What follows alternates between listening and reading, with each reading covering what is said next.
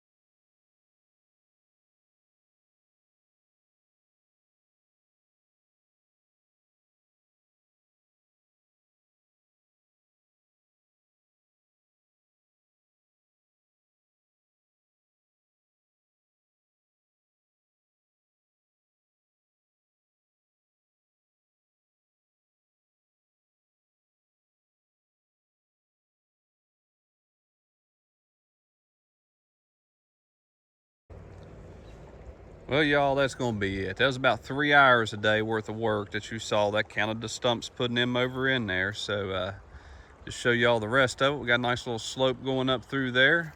I'll finish the rest another day, probably another 2-3 hours, because I'm going to fill up the four-wheeler and fill in the low gap over here and smooth all this up. So I'd say 3 more hours and it'll be done. I ain't got a whole lot more to do.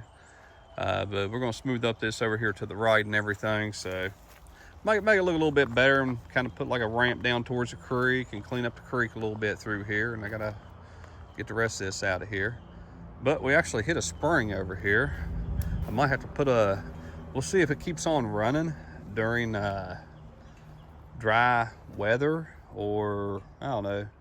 If it dries up within a week of weather, then I ain't gonna do nothing with it. If it's gonna keep on running, then maybe it's a natural spring and we can put a little tiny pond right there or something. I have no idea why. But a bird bath, you know, kind of like a little tiny thing, nothing big. Well, y'all, that is going to be it. And there's the view. Looks like I need to get 2 pieces of garbage out of up there.